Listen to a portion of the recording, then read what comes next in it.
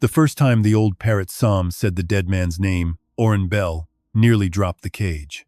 It happened behind the Garnet house, where washwater ran gray beneath the back steps, and kitchen girls were warned not to look too long at the locked laundry door. Orrin had only come to beg for the $18 Mrs. Garnet still owed him for repairing a broken stove latch.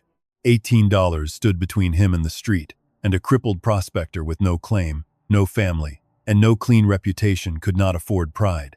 But the parrot could. Psalms climbed the cage wire with his bent foot, pressed his chipped beak between the bars, and whispered, "Cal." Orrin's hand tightened around his cane. Calvin Mercer had vanished 12 years earlier. The town said he sold his Willow Spur claim, lost the money, and walked west before dawn. Sheriff Rell called it shameful, but not criminal. Mrs. Evangeline Garnet said Calvin had checked out with his own boots on and his own sins following him. Only Orrin had ever said Calvin entered the hotel and never came out. No one believed a ruined man found drunk in an alley with a torn memory and a signed receipt he could not explain. Then Psalm spoke again. Room 12. No window. A laundry girl went pale. Mrs. Garnet's smile stayed fixed, but her fingers closed around the hotel keyring until the brass clicked. Orrin looked up at the painted sign above the porch. Garnet House, 11 fine rooms. For one breath, no one moved. Then, from somewhere behind the laundry wall, where no room should have been, came a faint tap, tap, tap. Not loud, not hurried, just patient enough to sound like a secret that had waited 12 years for someone poor enough to listen. Orrin did not open the laundry door that morning. He only stood with the cage in his left hand, his cane in his right, and the old shame crawling up his throat like coal smoke. Mrs. Garnet stepped down from the porch before anyone else found words. Her black dress was clean enough to make the alley look dirtier around her. She gave the laundry girl one soft glance, and the girl lowered her eyes at once. Then she looked at Orrin as if he were a guest who had forgotten which door respectable people used. "You came about the latch," she said. "I came about what you owe," Orrin answered. "And I intend to settle every honest account." Her fingers loosened from the key ring. The smile returned, thinner now, but steady. "Come by the front desk after noon. Not the back steps. The back of a hotel collects all kinds of noise."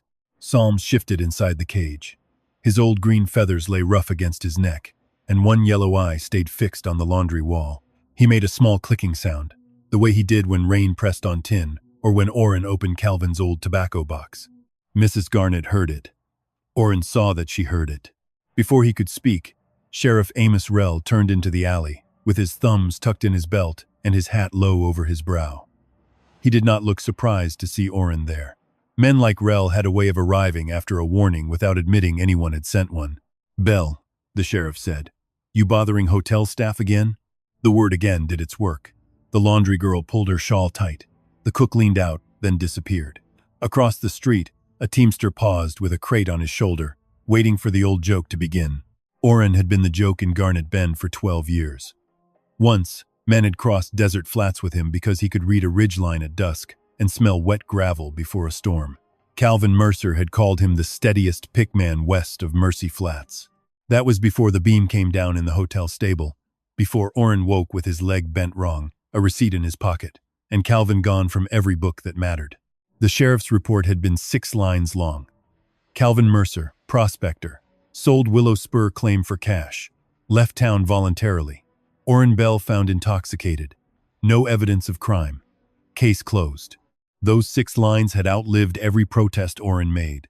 Now Orrin slept behind Tully's saddle shop, where leather dust coated the floorboards, and winter wind came through a crack wide enough to whistle. Tully had given him until Saturday to pay $18 or carry his bedroll elsewhere. Psalms was the only thing Orrin owned that had belonged to the old life. Calvin had won the bird from a riverboat cook, or so he used to say. Psalms had ridden on his shoulder through 2 dry seasons, 3 failed digs, and 1 good week when Willow Spur showed a vein bright enough to make both men believe they might eat beef all winter. After Calvin vanished, the bird would not let anyone touch him, except Orrin. He bit a deputy, refused seed from Mrs. Garnet's own hand, and spent most days muttering mining songs in a voice cracked by dust. Folks called him a nuisance. Even Tully said an old man with an old bird made poverty look worse. But Psalms remembered things Orrin could not. Sheriff Rell stepped closer and blocked the alley light. You take your bird and your cane, Rel said, low enough that only Orrin heard the edge beneath it. And you stay away from Mrs. Garnett's private rooms. You hear me? There are only 11 rooms, Orrin said. Rel's face did not change, but his eyes sharpened. Mrs. Garnett gave a small laugh, gentle enough for witnesses. You see? Poor Mr. Bell has been troubled by numbers again. The teamster smiled. The cook muttered something. Orrin felt the town closing around him, not with fists, but with memory. His own memory was the weakest man in the alley. Then Psalms climbed down from his perch and pressed his bent foot against the cage floor. He was staring past the sheriff now, past Mrs. Garnett, toward a strip of warped baseboard beside the laundry steps. Something pale stuck there, thin as onion skin, caught between two boards where washwater had not reached. The bird clicked once. Orrin lowered the cage. Psalms thrust his chipped beak through the bars, caught the pale scrap, and tugged until it came loose. Rel swore and reached for it. But Orrin was quicker than a ruined man was supposed to be. He folded the scrap into his palm before the sheriff's fingers closed. For 1 second he saw only 3 marks, written in faded pencil. Cime, Vemis, 11, 40. Psalms ruffled his tired wings, leaned toward the hotel wall, and whispered one more word. Back. Orrin did not let the sheriff see his hand shake until he was out of the alley. He walked with the cage hugged against his ribs and the scrap of paper pressed under his thumb, moving slow enough to look harmless. Sheriff Rel stayed behind him for half a block. Orrin could hear the man's boots on the hard dirt, steady and patient, the kind of footsteps that did not need to hurry, because the law already belonged to them. At the corner by Finch's feed store, Rel stopped. Orrin kept going. Only when he reached the shade behind Tully's saddle shop did he open his palm. The scrap was not ordinary paper. It was thin wax stock, the kind surveyors used to keep pencil marks from bleeding in damp weather. The edges had been chewed by time and wash water. 3 marks remained clear enough to read. CM, WS, 1140. Orrin sat on an overturned nail keg while Psalms watched from inside the cage with his head cocked sideways. The bird's chest moved fast from the morning strain. He had used his bad foot too hard against the wire, and one claw trembled each time he shifted his weight. Calvin Mercer, Orrin whispered. Psalms clicked once. WS, Orrin said. Willow Spur. The bird said nothing. That silence bothered him more than the words had. Psalms was a creature of habits. He liked old sounds, sung prayers, the clink of tin cups, the way Calvin used to whistle when a pan showed color. But now the bird only stared toward town, as if half the message still lay behind the hotel wall. At noon, Orrin went to the front desk, because Mrs. Garnett had told him to, and because $18 still stood between him and the street. The Garnett House lobby smelled of coffee, lemon oil, and respectable lies. Travelers rested beneath red curtains. A brass clock stood behind the desk, stopped at 10 minutes after 4, though no one seemed troubled by it. Beside the ledger lay a sealed envelope stamped with a small, angular Denver mining mark. Mrs. Garnett moved her sleeve over it when Orrin looked too long. Then she wrote in her ledger without looking up. I've checked my accounts, she said. There is no balance owed to you. Orrin kept the cage low by his leg. Psalms had gone quiet since they entered. His feathers flattened. His bent foot clamped the perch until the knuckles showed gray beneath the scales. You said afternoon, Orrin answered. I said I would settle every honest account. Mrs. Garnett turned one page of the ledger. You repaired a stove latch. You also cracked the enamel plate beneath it. The cost of damage equals the labor. I was kind enough not to charge you the difference. A man near the window hid a smile behind his cup. Orrin felt heat climb his neck, but he did not give her anger. Anger was the one coin poor men were expected to spend. I need to see your guest register from 12 years ago, he said. The pen stopped. Only for a moment. That is a curious way to ask for charity. I'm not asking charity. No, she said softly. You are asking to reopen a grief that never belonged to the hotel. Psalms made a sound then, low and rough, not a word but almost one. Mrs. Garnett's gaze slipped to the cage. Orrin saw calculation pass behind her face like a cloud over a lamp. Sheriff Rel came through the front doors before she had to summon him. Deputy Jonah Pike followed 2 steps behind, younger, leaner, with a notebook tucked in his coat pocket. Mr. Bell has business at the desk? Jonah asked. He has confusion at the desk, Rel said. Orrin turned to the deputy because the younger man's eyes had not yet learned to harden on command. 12 years ago, County Attorney Ruth Ellery asked for mining claim complaints from this district. Did any get sent? Rel's jaw tightened. That has nothing to do with Mrs. Garnett's register. Jonah looked from Orrin to the cage. I heard about that request. Before my time, mostly. Sheriff said there weren't records worth troubling the county over. Mrs. Garnett closed the ledger. And he was right. Garnett Bend does not need outside officials chasing old men's nightmares. The words were mild. The message was not. Rel stepped between Orrin and the desk. You got your answer. Leave before I give Tully a reason not to keep you even one more night. Orrin left because fighting in the lobby would bury the scrap faster than any wall could. But he took something with him besides humiliation. He had seen the brass clock. He remembered it now with a sharpness that hurt. 12 years earlier, the night Calvin vanished, that same clock had not been behind the desk. It had been somewhere darker, closer, ticking beside wood that smelled of damp linen. By late afternoon, wind pushed dust under the saddle shop door. Tully was away shoeing a mare, so Orrin sat alone in the back room with psalms on the table before him. He put the wax scrap beside an old map of claims he had kept folded in Calvin's tobacco box. Willow Spur lay 6 miles north, marked in Calvin's square handwriting. But at the bottom of the map, near the washing station where miners once cleaned ore dust from their clothes before entering town, Calvin had drawn a small circle and written 2 letters. V. S. Orrin rubbed his eyes. The letters could mean Willow Spur. They could mean wash station. They could mean both, if Calvin had meant to confuse anyone but him. Psalms climbed down from his perch and dragged his crooked foot across the table. He stopped on the map, not at Willow Spur, but at the little circle near town. Back, the bird said again. Orrin understood then that the message was not sending him to the claim. Not yet. It was sending him behind the hotel, to the place where dirty linen left by guests became clean enough for public rooms. He waited until supper bells drew travelers toward the dining room. Then he wrapped Psalms in a feed sack with only the bird's head clear, tucked the cage under his coat, and limped through the narrow lane behind the Garnett house. Every step jarred his bad leg. By the time he reached the laundry yard, sweat had gathered under his collar, though the evening had cooled. The locked laundry door stood where it had that morning. Beside it, a set of back stairs climbed to the 2nd floor, but halfway up, Orrin saw something he had never noticed from the alley. The staircase had been built over an older frame. New planks sat on dark, older wood. Fresh paint covered the rail, but beneath it ran a line of square nail heads, too low for the stairs that showed. Psalms stirred in the sack. Easy, Orrin whispered. The bird pushed free, fluttered badly, and landed on the 3rd stair with a hard thump. His wings opened for balance. For a moment, Orrin feared he had broken the old creature with one foolish errand. Psalms only drew himself up, angry and shaking, then pecked at the riser beneath him. Tap. Orrin froze. Psalms pecked again. Tap. Tap. Not the wall this time.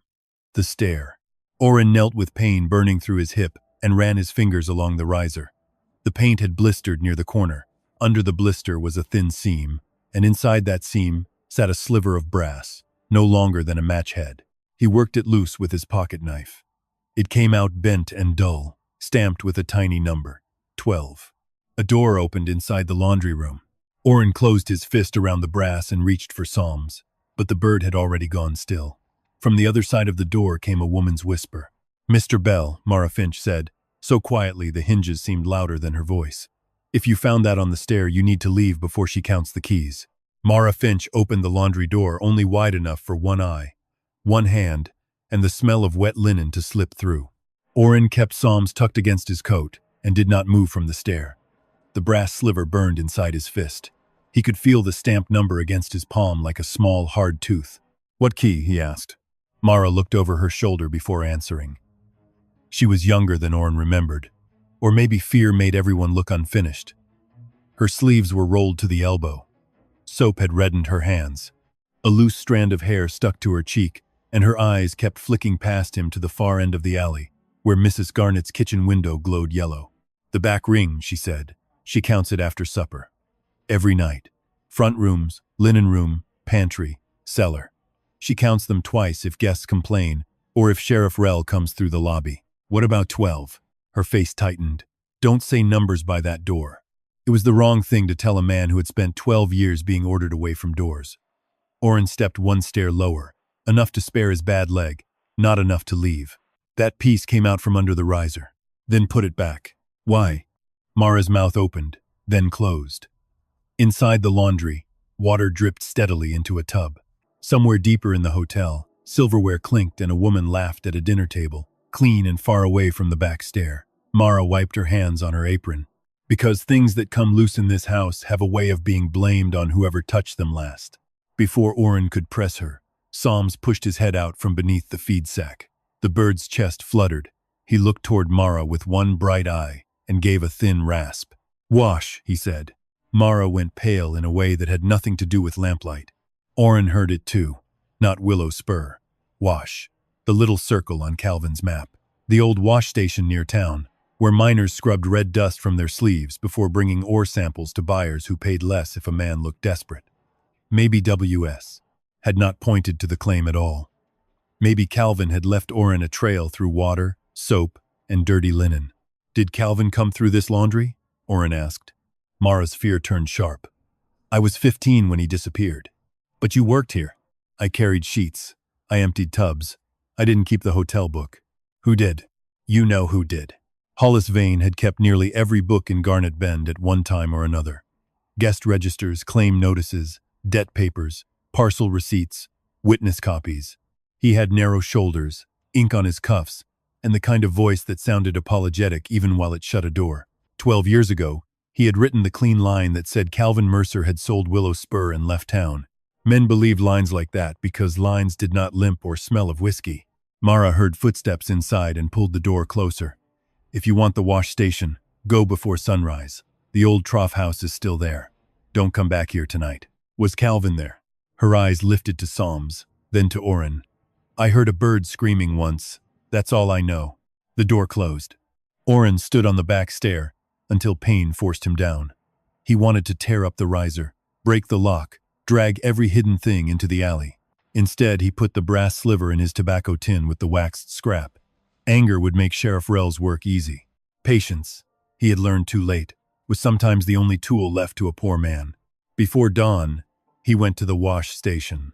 It stood south of the hotel road, a long shed with half its roof sagging, and a trough dry enough to hold dust instead of water. Miners had stopped using it years earlier, when the new assay counter opened closer to the depot. Now cattle scratched their backs on its posts, and boys carved initials into the planks. Oren found a dozen marks there. JTRLHM, dates, crude jokes, a crooked star. None of them meant Calvin. Psalms perched on the trough edge, feathers puffed against the chill. He had no strength for flying that morning. Oren carried him most of the way, and the old bird had bitten his thumb once. Not from anger, but from the effort of staying awake. "Wash," Oren said. "Is this what you meant?" Psalms lowered his head and scraped his beak along the dry trough. Oren searched until sunlight touched the roof beam. He found a rusted suspender buckle, a torn laundry tag, and a scrap of blue thread caught on a nail. No paper, no name. No proof that Calvin had ever stood there after the night he vanished. By 7, his legs shook hard enough that he had to sit in the dirt. The false trail settled over him like cold ash. WS could be Willow Spur. It could be Wash Station. It could be nothing more than 2 letters a frightened man had written while Oren lay senseless behind a stable. Then a wagon rattled past, heading toward town, and the driver spat near Oren's boot. "Still hunting ghosts, Belle?" Oren did not answer. Psalms did. 11. The bird muttered. The word did not fit the wash station. It pulled Oren back toward the sign above the Garnet House porch. 11 fine rooms. 11, repeated so often that no one questioned it. He rose with a groan, gathered the bird under his coat, and went to the one place in town where numbers were supposed to stay honest. Hollis Vane's claim office sat beside the land surveyor's shed, with 2 windows, 3 locked cabinets, and a portrait of the territorial governor fading on the wall. Vane looked up when Oren entered. The clerk's right hand moved at once to cover the page on his desk.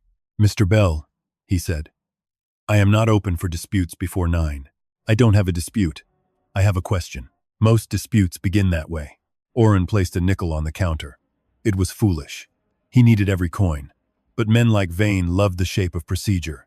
"Copy fee," Oren said. for the Garnet House guest register entry on Calvin Mercer, 12 years ago. If he checked out, there's a line. Vane stared at the nickel as if it were a snake. Hotel registers are private property. Then give me the claim transfer. That record has been certified. I didn't ask if it was blessed. I asked for the copy. Vane's cheeks colored. He unlocked the second cabinet and drew out a file so quickly, Oren knew he had practiced the motion. The paper he placed on the counter was clean, flat, and damning. Calvin Mercer, holder of Willow Spur Claim No. 41. Transferred to Tobias Quill for $210 cash. In the upper corner sat the same angular Denver mining mark Oren had seen half hidden on Mrs. Garnett's desk, witnessed by Oren Bell, filed at 11:40 p.m. Oren felt the room shift. He had seen his name mocked, pitied, and written on debt slips. He knew his own signature, the heavy B, the weak final L, where his hand dragged when tired. The witness line looked close enough to wound him. Psalms stirred beneath his coat. No window, the bird whispered. Then softer and rougher, no witness. Vane's eyes snapped toward the sound. Oren folded nothing, touched nothing. Where did I sign that? In lawful presence. Whose? Vane smoothed the file with 2 fingers. Mrs. Garnett's parlor was used for late business then. Travelers preferred comfort. Adonsprezice? Patruzece? The West does not keep banker's hours, Mr. Bell. Behind him, the office door opened. Mrs. Garnett entered with Sheriff Rell beside her, carrying calm into the room like a weapon already polished. How fortunate, she said, that Mr. Vane keeps better records than wounded men keep memories. Oren looked down at the certified page, then at the brass sliver hidden in his tin, then at Psalms trembling under his coat. The false trail had not led nowhere. It had led him to the first lie, with his own name written under it. Oren did not accuse Mrs. Garnett in Hollis Vane's office. He wanted to. His mouth filled with words about fraud, hidden rooms, and a bird that remembered better than men. But the certified claim transfer lay on the counter with his name at the bottom, and every word he threw would have landed on that signature first. Mrs. Garnett knew it. She crossed the room slowly, gloved hands folded at her waist, and looked down at the paper as if old wounds pained her. Calvin was not robbed, she said. He sold a claim for more than it was worth and left before shame could catch him. Mr. Bell has suffered under that truth for years. That paper says I watched him sign, Oren said. It says what you signed, Hollis Vane replied. There was a difference between those two things, and the difference opened under Oren like a mine shaft. He remembered lamplight, pain, Mrs. Garnett's parlor rug under his boots, or had that been the lobby? He remembered a pen pressed into his hand and being told it was only a receipt. Memory gave him pieces and kept the knife. Sheriff Rell picked up the nickel Oren had placed on the counter and slid it back. You paid for a copy. You got your answer. Now go before your bird starts testifying too. Psalms shifted under Oren's coat, and for one terrible moment, Oren thought the old bird would speak. Instead, Psalms went still. That silence saved them. Oren took the copy because leaving it would have been surrender. Vane hesitated before releasing it, then stamped the bottom corner with the claim office seal. The mark was meant to make the paper stronger. To Oren, it made the lie heavier. Outside, afternoon light made Garnet Bend look clean from a distance. White storefronts, swept porches, a flag above the depot. Oren reached the alley beside the barber shop and leaned hard on his cane. His bad leg had gone numb below the knee. His hand had cramped around the folded transfer. Psalms scratched inside his coat. You saw it, Oren whispered. My name. The bird pushed his head free, feathers flattened with exhaustion. He leaned toward the folded paper and tapped the corner where Vane's fresh seal had been pressed. Thump. Oren looked closer. The seal was dark and new. The transfer itself was old, or made to look old. The ink in Calvin's name had faded brown. Tobias Quill's line had faded too. But Oren's witness signature was blacker than the rest. Not fresh, exactly, but wrong enough to trouble the eye. A careful man would have gone to Deputy Pike. A rich man would have hired a lawyer. Oren was neither, so he went to the one person who had turned pale at a word from a bird. Mara Finch did not open the laundry door at first. Oren knocked once, waited, then knocked the way Psalms had struck the stair. Not loud, not hurried. The bolt slid back after a long silence. You're making me a fool, she said. I'm already one. There's room. That almost made her smile. She led him into the laundry and closed the door behind him. The room was hotter than the alley. Steam hung beneath the low ceiling. Sheets drooped from lines. A long table stood in the center, scrubbed raw by soap and years of women trying to erase what strangers left behind. Along the back wall sat 3 wash tubs, a mangle with iron rollers, and a shelf of bluing bottles. Nothing looked secret at first. That was the trouble with hidden things. They survived by looking useful. Mara pointed at the cage under his arm. Keep him quiet. He keeps himself how he pleases. That is exactly what scares me. Oren set Psalms on the table and unfolded the claim transfer. Mara did not touch it. She leaned close, read Calvin's name, then looked away when she reached Oren's signature. I didn't see that paper, she said. I didn't ask if you did. I was going to ask what you saw at 11:40. Mara's hands tightened around her apron. I never said 11:40. No, Calvin did. Oren placed the wax scrap beside the transfer, then the brass sliver marked 12. CM. WS. 11:40. Wash. Back. The bird put me on the wrong road first, or I put myself there. But this started here. Mara stared at the scrap so long that Oren heard water drip 6 times into the nearest tub. There was a washing station, she said at last. Not the old shed. Here. That is what Mrs. Garnett called this room when important guests complained about minors leaving red dust on the carpets. Wash station. WS. She wrote it on laundry bundles. Oren felt the false trail fold into a truer shape. Calvin's clothes came through here. A coat did. Mara swallowed. Brown canvas. Sleeve torn at the cuff. Red quartz dust in the seams. I remember because Mrs. Garnett told me to scrub it twice and burn the rag. Why didn't you say that? I was 15. My mother owed rent. Sheriff Rell was standing by the stove when she told me. You think truth sounds the same to a hungry girl as it does to a man with nothing left to lose? The answer shamed him, because it was honest. Psalms climbed down from his perch, dragging the bent foot toward the brass sliver. His beak touched the stamped number once. Then he turned toward the back wall, where the shelf of bluing bottles stood between 2 studs. Cal, he whispered. Mara backed away from the shelf. No, what's there? Nothing. That answer is too quick. Her eyes filled, not with tears exactly, but with 12 years of swallowing. A patch. After Calvin left, Mrs. Garnett said the wall had taken damp. Men came at night. I heard boards pulled, then hammered. Next morning the shelf was there. Oren crossed the room. His leg protested each step. The shelf looked ordinary, but its brackets were newer than the boards around it. He ran his fingers along the wall. Plaster covered wood, and the plaster had been brushed to match the rest, but not well enough for a man who had once learned stone by touch. Near the lower edge, behind the 3rd bluing bottle, the surface changed, solid on one side, duller on the other. He knocked. The sound was flat. He knocked 6 inches to the right. Hollow. Mara whispered his name like a warning, but Psalms answered first. The bird opened his wings, fluttered from the table to the mangle handle, and nearly slipped. Oren lunged, pain flashing up his leg, but Psalms caught himself with his crooked foot. Then he leaned forward and tapped the wall with the chipped tip of his beak. Tap, tap. Inside the hotel, a bell rang for supper service. Psalms jerked at the sound. His wings shook hard, and his body lowered as if the noise pressed him down. Oren lifted him gently. The bird was lighter than he should have been. That's enough, Mara said. You found a hollow. That is not proof.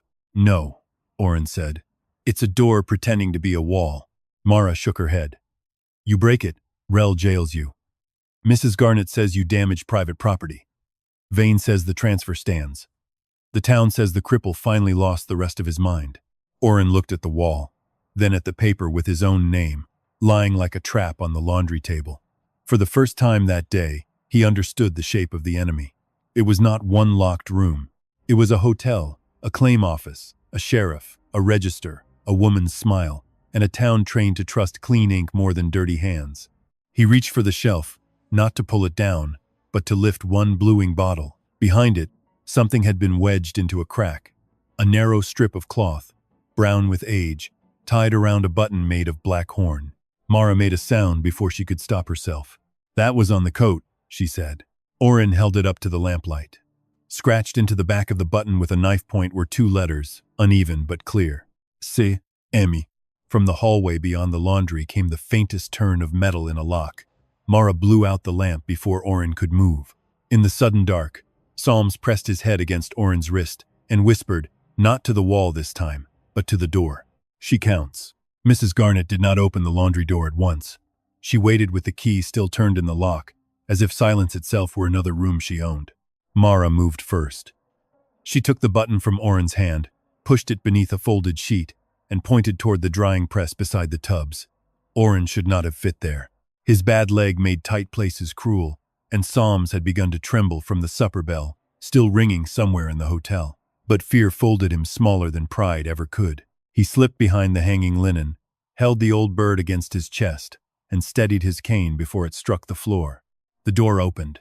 Mrs. Garnett entered with a lamp in one hand and the back key ring in the other. Mara bent over the washboard, as if darkness had been her choice all along. Lamp went smoky, Mara said. So you put it out before finishing the table linen? Mrs. Garnett's voice stayed pleasant. Careless habits begin in small rooms. Through a slit between two sheets, Oren watched her eyes move across the shelf, the bluing bottles, the patched wall, and the table where the hidden button lay beneath cotton. The key ring clicked softly in her hand. Pantry, she murmured. Cellar. Linen. West stair. Back hall. Mara scrubbed the same clean cloth. Mrs. Garnett lifted the lamp. You have had visitors. Only steam. Steam does not limp. The word struck Oren harder than a shout. Psalms stirred beneath his coat, and the chipped beak pressed against Oren's wrist. Not biting. Asking. The bird wanted air, light, the wall. Oren cupped him gently and prayed Psalms would not speak. Mrs. Garnett stepped closer to the drying press. Mr. Bell has suffered, she said. Suffering can make even decent people greedy for stories that excuse their failures. If he comes here again, you will tell Sheriff Rell, not because I am unkind, but because old men can hurt themselves badly when they pry at things they do not understand. She turned to leave, but not before lifting one bluing bottle and setting it back a finger's width from where it had been. Oren noticed. Mara noticed. Mrs. Garnett wanted them to notice. When the key turned again and her steps faded toward the kitchen, Oren came out pale with pain. Mara pulled the button from beneath the sheet and gave it back to him. Then she opened a drawer under the wash table and removed a torn strip of laundry paper, folded so many times the crease had nearly split. On it were 4 faded words in Mrs. Garnett's neat hand WS bundle, burn rag. Below that, in smaller writing, was a time, 11:40. I kept it because I was scared, Mara said. If anyone ever blamed me, I wanted proof I was only obeying. Oren stared at the paper. Calvin's waxed scrap. The claim transfer. The laundry order. All 3 carried the same hour. 11:40 was not just when a paper had been filed. It was when dirty evidence became clean record. Mara started to pull the strip back, fear returning now that courage had passed. Oren closed her fingers around it. Keep that one. If Rell searches me, let him find less than he expects. She looked surprised by the trust. So was he.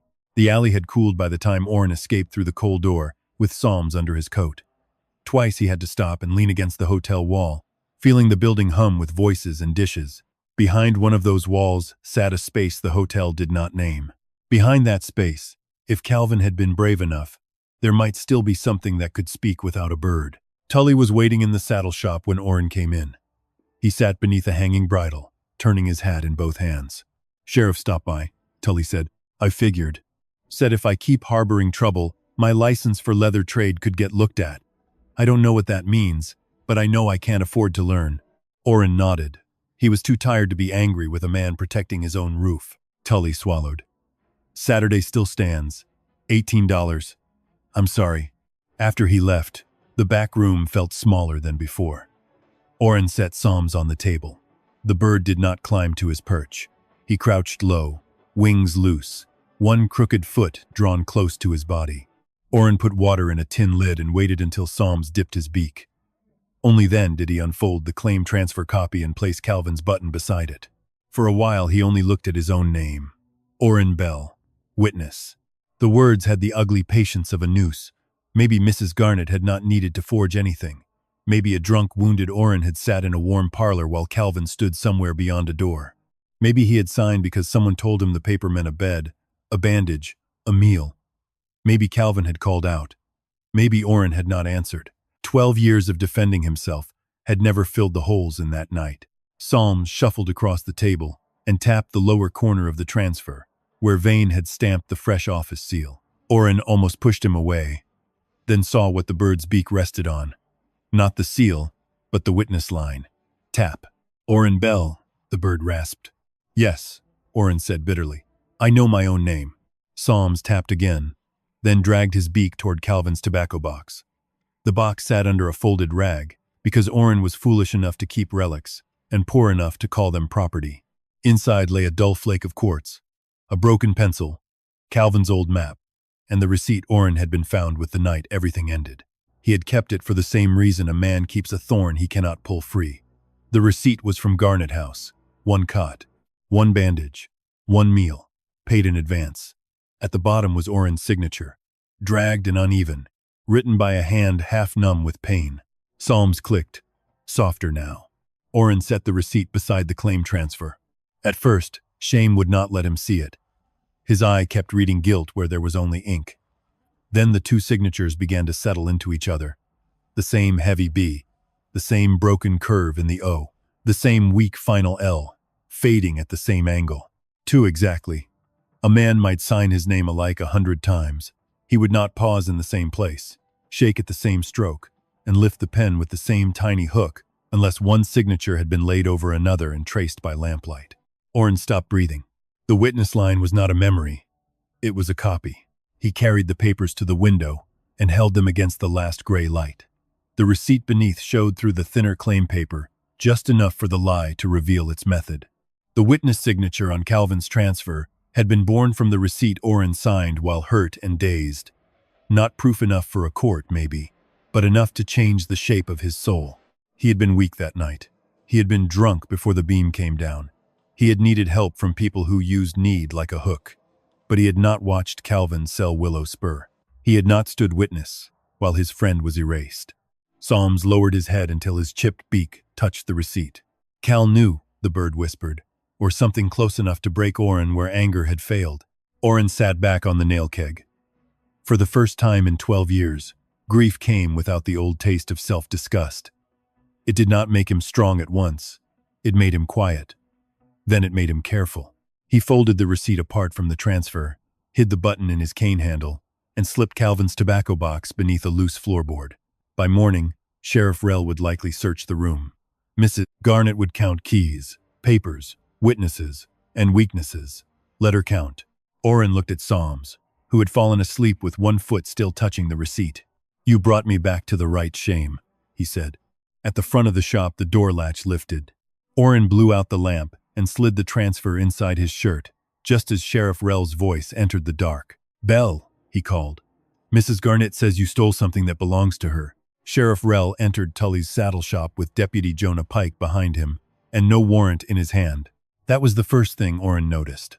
The second was that Rell had brought his public voice, the one meant for doorways and streets, so any passerby could hear an old troublemaker being corrected by the law. Stand where I can see your hands, Rell said. Orrin stood beside the nail keg, one hand on his cane, the other flat against his shirt, where the claim transfer lay hidden. Solms slept on the table with his crooked foot touching the old receipt. Too worn down to understand danger had changed rooms again. What did she say I stole? Orrin asked. Rell's eyes moved over the table, the cage, the tobacco box, the loose floorboards, the tin cup. Mrs. Garnet reports a missing hotel marker from the rear stair and a private laundry button from her property. A button can be private now? When a man steals it, yes. Deputy Pike looked uncomfortable. He had a lantern in one hand and a notebook in the other. Sheriff, maybe we should ask him to turn out his pockets first. Rell gave him a cold glance. That is what I am doing. Orrin emptied what he could afford to show. 2 pennies, a dull pocket knife, a length of string, and a bent horseshoe nail. He did not move toward the cane handle. He did not look at the loose board. Men searched eyes before they searched rooms. Rell stepped closer to the table. Solms woke with a jerk. The bird's wings opened, then sagged. He made a rough sound, not quite a word. Even the bird looks guilty, Rell said. Bird looks tired, Jonah muttered. Rell ignored him and lifted Calvin's receipt. Orrin's stomach tightened. The sheriff studied it under the lantern, saw only what he expected. A ruined man keeping proof of an old failure. He tossed it back. You know what this is about, Rel said. Mrs. Garnet has shown this town more charity than most men deserve. You repay it by sneaking into her laundry and spreading talk of rooms that do not exist. Orrin let his shoulders slump. It was not hard. Pain had already done most of the work. If the room does not exist, why search me for its number? For the first time, Jonah looked directly at him.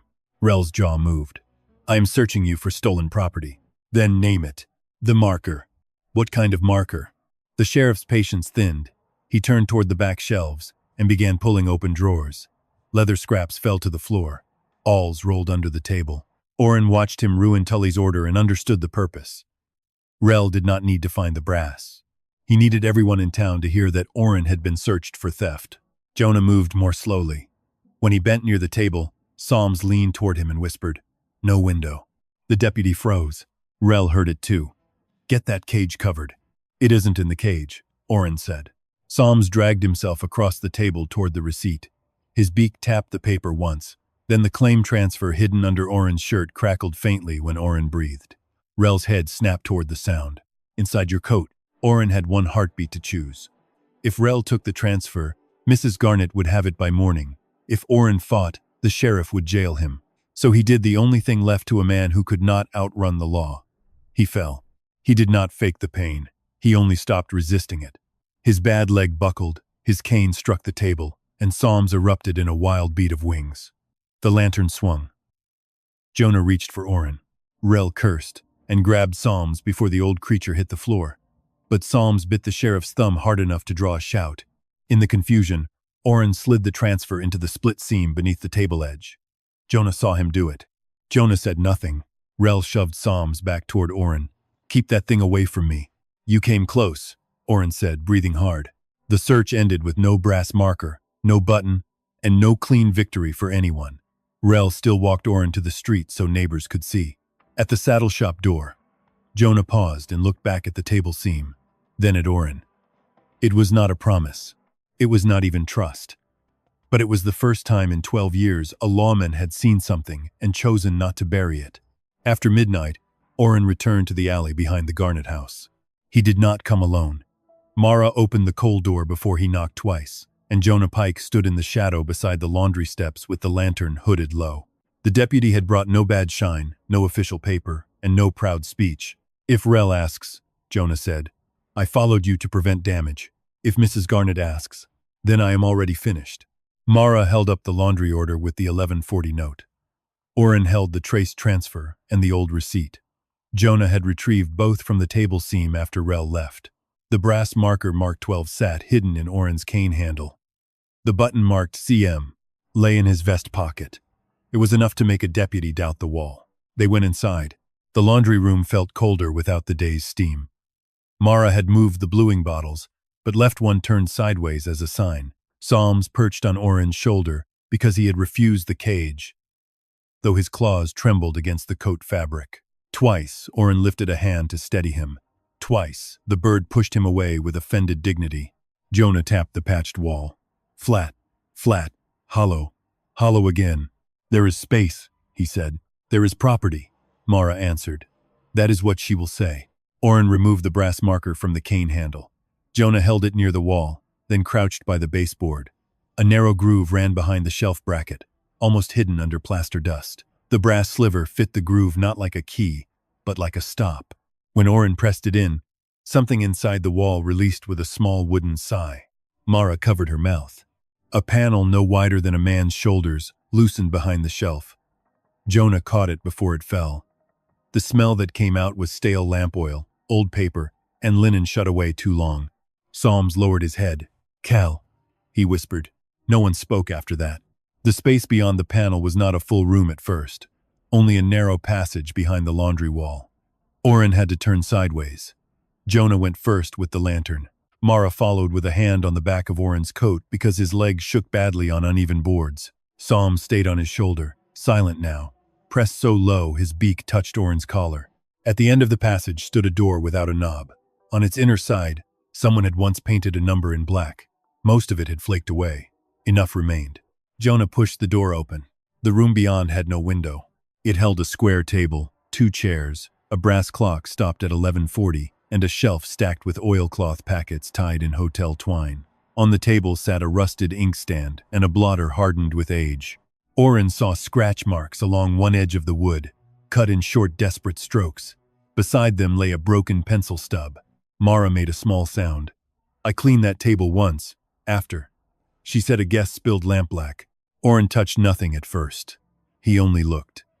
12 years had told him Calvin was gone. This room told him Calvin had been kept, pressed, and erased with furniture polished afterward. Jonah opened the nearest oilcloth packet. Inside were claim transfers, guest slips, and small debt notes. Names repeated across them like graves without crosses. Jonah Vale, Peter Hask, Reuben Malloy, Elias Trent, Samuel Creek, Calvin Mercer. 7 men. 7 claims. Each transfer witnessed cleanly. Each guest record missing or changed. At the bottom of the packet lay a folded envelope addressed to County Attorney Ruth Ellery. It had never been sent. Oren reached for it, but Psalm suddenly snapped his beak and flapped hard against his shoulder. Footsteps sounded in the passage behind them. Slow, certain. Then Mrs. Garnett's voice came from the dark beyond the open panel. "I wondered which of you would be foolish enough to prove burglary for me." Mrs. Garnett stepped into the narrow passage with Sheriff Rell behind her, though no one had heard him enter the laundry. That was her gift, Oren thought. She did not only own rooms, she owned timing. The lantern in Jonah's hand shook once before he steadied it. Mara stood beside the open packet of claim papers, her face white in the stale light. Psalms crouched on Oren's shoulder with feathers tight, as if he understood a room could be found and still be lost. Mrs. Garnett did not look frightened. She looked disappointed. "A deputy," she said, "a washerwoman, and a vagrant breaking into a private storage space. Sheriff, I believe that is enough." Jonah lifted his chin. "I followed Mr. Bell to prevent damage." "How noble," Mrs. Garnett answered. "And did preventing damage require opening sealed hotel property?" Rell moved past her and took the lantern from Jonah's hand. He shone it across the table, the stopped clock, the packets, the door marked with the flaking 12. For a moment, even he could not make his face obey. Then Mrs. Garnett gave him the smallest glance, and the law returned to his features. "Everyone out," he said. Oren did not move. "Those papers name 7 men. They name property stolen from a hotel," Rell said. "They were hidden in a room you said did not exist." Mrs. Garnett sighed softly. "Mr. Bell, every old hotel has storage spaces, falsebacks, and service passages. Guests do not need to know where extra linens are kept." With a clock stopped at 11:40, "A broken clock is not a corpse." The sentence was mild enough for a parlor. It chilled the passage all the same. Rell gathered the oilcloth packets under one arm. Oren reached for them, but Jonah caught his sleeve before the sheriff could. It saved Oren from jail and cost Jonah something in the sheriff's eyes. "Evidence should go to county," Jonah said. "Evidence goes where I say until I decide there is a crime." Mara found her voice. "Sheriff, I saw the laundry order. W.S. bundle. Burn rag. 11:40. Mrs. Garnett turned to her. Not quickly, not angrily. That made it worse. "My dear, you were a child who washed what you were handed. Are you certain you wish to swear in public that you kept hotel paper in secret for 12 years? People may ask what else you kept." Mara's mouth shut. There it was. Not a threat. Not quite. A door placed between truth and hunger. Rell marched them out through the laundry and into the alley, where 2 kitchen boys, a hostler, and a salesman had already gathered. By morning there would be 20 versions. By noon, Mrs. Garnett would be the injured party. By supper, Oren would be the thief who broke into a lady's wall. Unless he moved first. He slept nowhere that night. Tully's saddle shop was no longer safe, and the livery alley smelled of rain. Oren sat beneath Finch's feed store with Psalms inside the cracked cage and Calvin's receipt tucked in his boot. The claim transfer was gone, taken with the packets. The brass marker and button were still hidden in his cane. Mara had kept the laundry order. Jonah, before Rell dragged him away, had looked once at Oren and tapped 2 fingers against his notebook. It took Oren until dawn to understand. At first light, he limped to the jail office. Jonah was sweeping the porch, though his face showed he had slept as little as Oren. "Rell has the packets?" Oren asked. "In his desk." "Locked?" "Of course. Will they still be there by noon?" Jonah did not answer fast enough. Orrin looked toward the depot road. Tobias Quill was named on Calvin's transfer. If Mrs. Garnett knows the room is open, Quill will run. He has a room at the hotel. Had, Orrin said. Jonah set the broom aside. There is a county stage at 10. They reached the depot as the ticket clerk was chalking the board. Tobias Quill stood near the baggage platform in a brown traveling coat with a narrow valise by his boots. He was smaller than Orrin expected, with soft gloves and a face made for apologizing while counting another man's money. Jonah stepped forward. "Mr. Quill." Quill turned, saw Orrin, and smiled too soon. "Deputy. Mr. Bell. Fine morning. Open the valise," Orrin said. Quill gave a little laugh. "I do not take orders from broken prospectors." "No," Jonah said, "but you will answer questions from me." The valise held shirts, a shaving roll, and a leather folder stamped with a mining company mark from Denver. Jonah had no warrant, and knew it. Quill knew it too. His confidence returned as soon as he saw the deputy hesitate. "You have no cause," Quill said. Psalms, silent all night, stirred inside the cage at Orrin's feet. The bird pressed his chipped beak through the wire and rasped. "No witness." Quill's eyes flicked down. Only a flicker, but Jonah saw it. The depot bell rang. Quill reached for his valise. Orrin stepped on the handle with his good foot. "If that folder goes west," Orrin said, 7 dead or missing men stay sold. You cannot prove 7. Not yet." Quill leaned close. "Then be careful saying it." Jonah made his choice then. He took the valise. Not with force enough to call it seizure, not gently enough to call it courtesy. "You can come to the jail office and complain to Sheriff Rell." Quill's face changed. "Sheriff Rell knows my business. I am beginning to think he does." By 8, the town knew. By 9, Mrs. Garnett had requested a public statement to clear her hotel's name. By 9:30, Sheriff Rell announced a hearing at the town hall. Not because he wanted truth, but because a controlled room suited him better than a street full of whispers. Mrs. Garnett arrived in a black dress and gray gloves, carrying the official guest register against her chest like a Bible. Hollis Vane came with certified claim copies. Tobias Quill sat near the side door under Jonah's eye, his valise on the table but unopened. Mara entered last, and nearly turned back, when every face shifted toward her apron. Orrin stood at the rear until the room filled. He saw teamsters, cooks, shopkeepers, miners, 2 widows, 3 men who had once laughed when Calvin's name was mentioned, and Tully, who could not meet his eyes. On the front table lay the packets Rell had taken from room 12, tied again in oilcloth. Beside them, Mrs. Garnett placed her hotel register. Clean book against dirty bundles. That was how she wanted the room to see it. Rell struck the table with a gavel borrowed from the claims office. "This gathering concerns accusations made against the Garnett house and the unlawful entry committed last night." "Say the room number," Orrin called. A murmur moved through the hall. Rell's face hardened. "Mr. Bell will speak when called." Mrs. Garnett rose before anyone called her. "I welcome questions," she said. "For 12 years, I have endured Mr. Bell's sorrow with patience. But sorrow does not grant a man the right to break into walls, frighten employees, and stain the name of a house that has sheltered this town through flood, fever, and famine. It was beautifully done." Orrin hated how beautifully. Hollis Vane then read Calvin's transfer aloud. "Sold for $210. Filed at 11:40 p.m. Witnessed by Orrin Bell."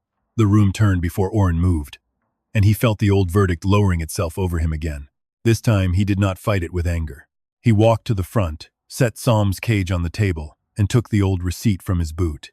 His hands shook badly enough for everyone to see. "I was drunk that night," he said. "I was hurt. I signed this receipt because I thought it bought me a cot, a bandage, and a meal. I have spent 12 years fearing I signed away my friend." The room quieted in a different way.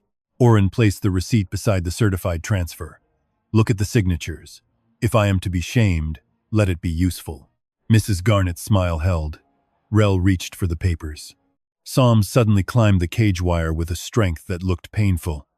His bent foot slipped once. He caught himself, opened his tired wings, and fixed his bright eye on Mrs. Garnett. "No window," he whispered. Then he added in a woman's smooth parlor voice, "No window means no witness." For the first time all morning, Mrs. Garnett forgot to look wounded.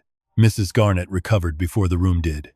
"That is a bird," she said with a soft laugh meant to teach everyone else how to laugh. A poor old bird repeating hotel gossip in a voice people choose to hear as mine.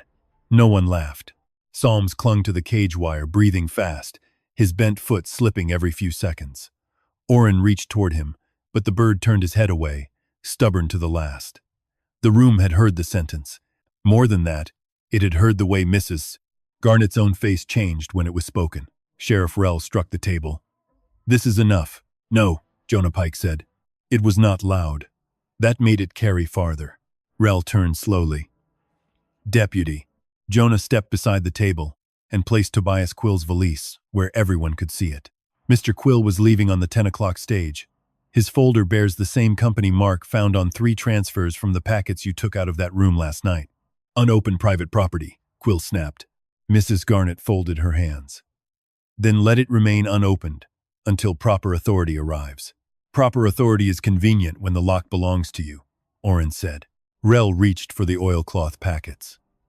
"These papers were seized from unlawful entry.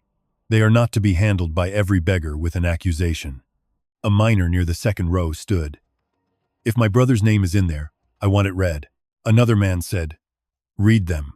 Then a widow in a gray bonnet rose with one hand pressed to her chest. "My Peter vanished after staying at that hotel." The room shifted. Not fully, not yet. But the clean wall Mrs. Garnett had built around herself took its first crack. Rell tried to gather the packets, but Jonah put his hand over them.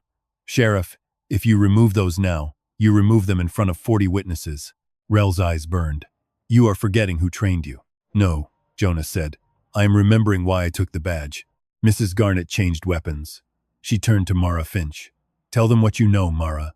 Tell them whether Mr. Bell frightened you into saying things you did not understand." Mara looked smaller under every eye in the hall.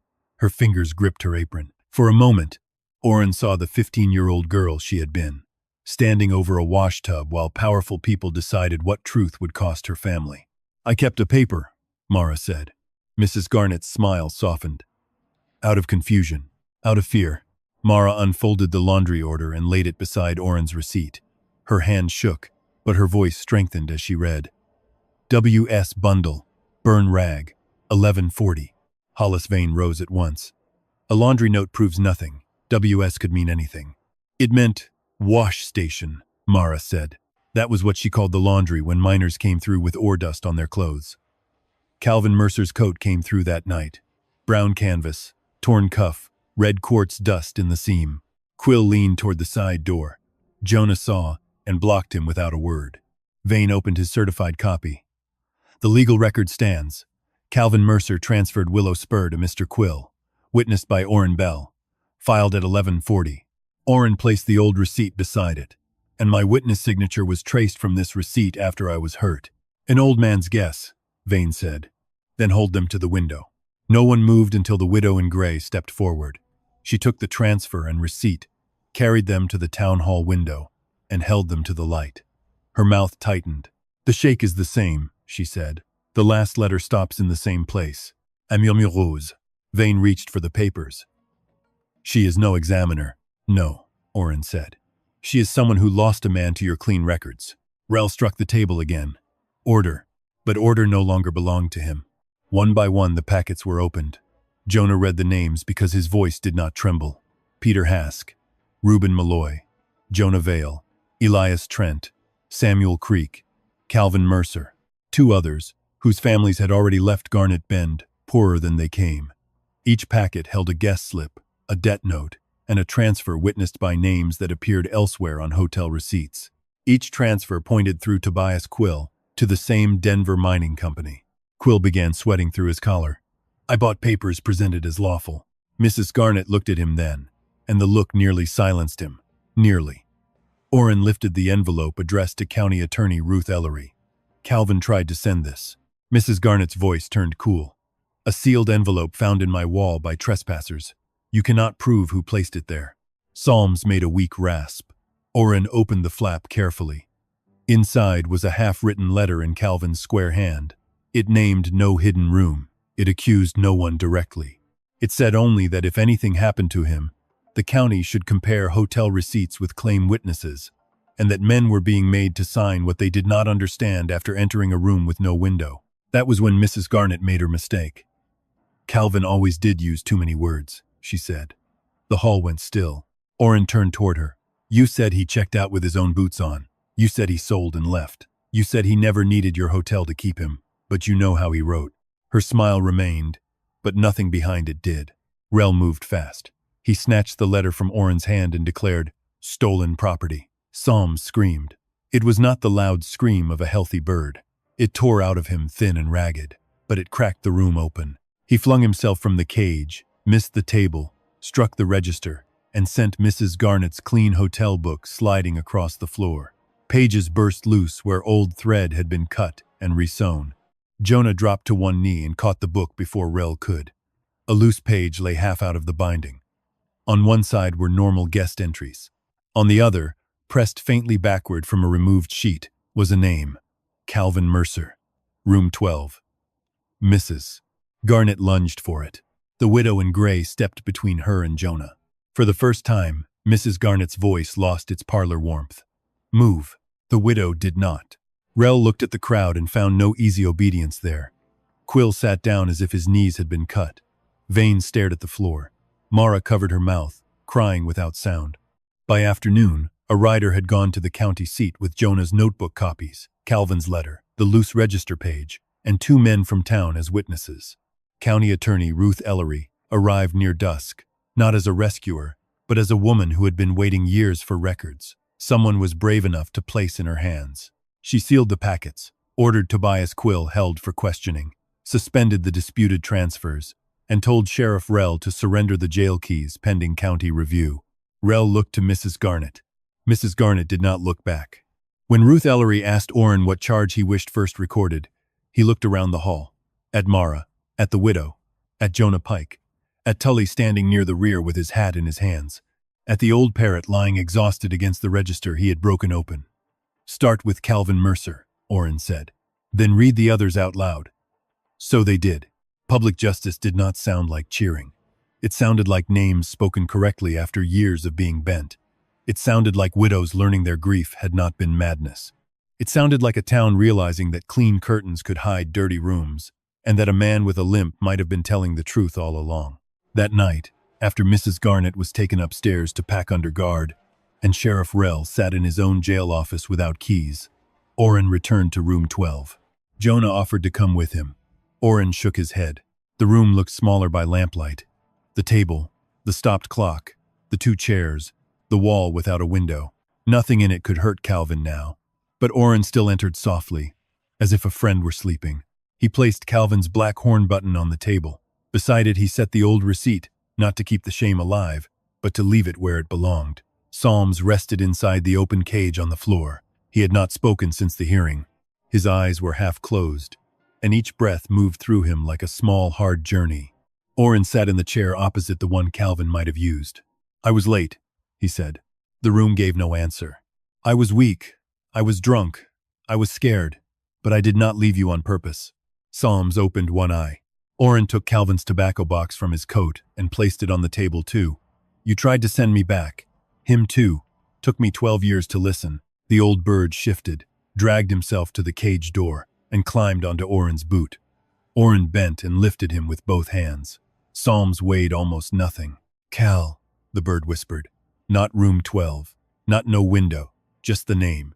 Orrin held him close, until the trembling passed. Outside, men were prying the false panel from the laundry wall. In town, the first honest copies were being made. Somewhere beyond Garnet Bend, Ruth Ellery would follow the papers west and find who had paid for silence. But in that small, windowless room, justice became something quieter. Orrin reached up and stopped the brass clock at the minute it had lied about for 12 years. Then he turned its hands forward until they moved again. When he stepped outside, dawn was beginning over the street. Garnet House no longer looked grand. It looked like wood, paint, and rooms men had finally learned to count.